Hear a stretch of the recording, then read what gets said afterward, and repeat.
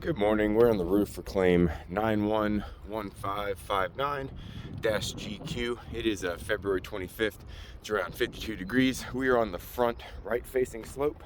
We have what appears to be some hail damage to this shingle, so I'll be documenting the removal and replacement of said shingle. In order to do that, I need to manipulate the 2 rows above it. I've went ahead and just numbered and outlined the shingles that could be affected.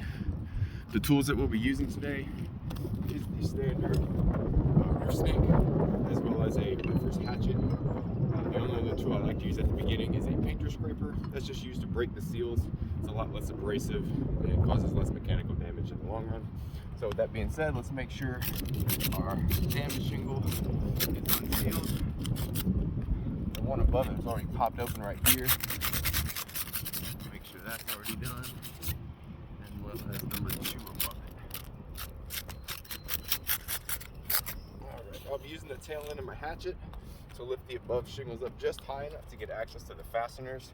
We won't be manipulating these shingles any more than we have to. This slope is a 12 pitch, so we're going to be as careful as we can getting these fasteners out. If we run into any issues along the way, such as breaking, creasing, fracturing, delamination to the appliques, I will note take it as we go and show you close-ups at the end.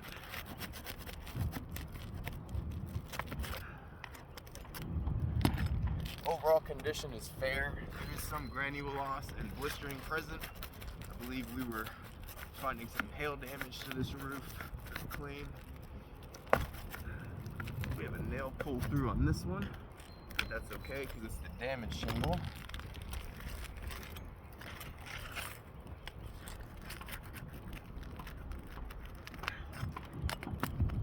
Alright, first row of fasteners has been removed. Moving to the second row.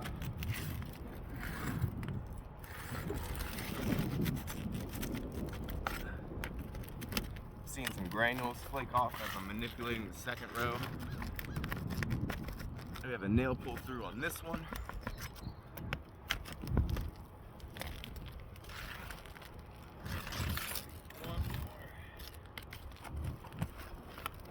Little nail pull through right here, as you can see, just trying to get to this fastener.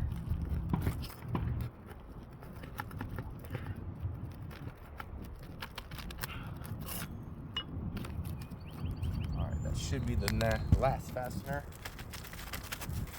Oh, there's one straggler, possibly high nail. Oh, it's overdriven right here, so I need to get a little bit lower.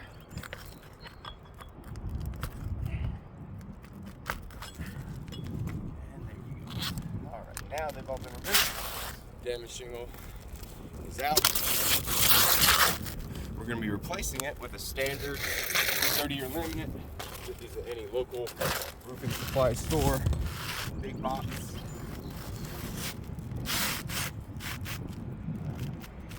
We have a slight width issue here. I'll show you that at the end.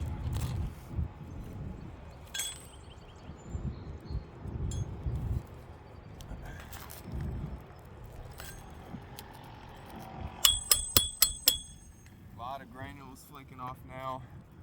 From that removal process, I'm seeing some creasing and hinging that is formed on the appliques. I'll show you close up to that afterwards.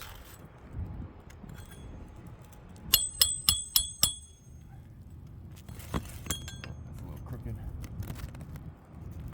We'll redo that one.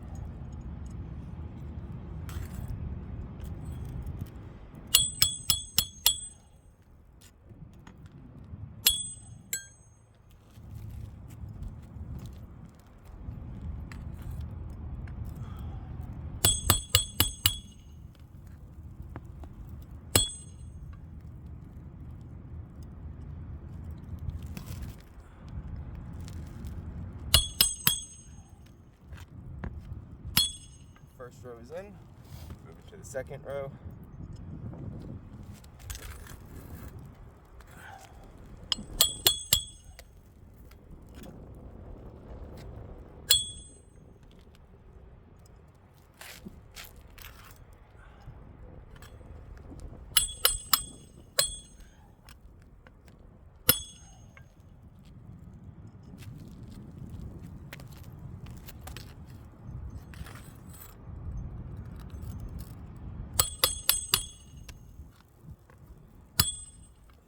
more.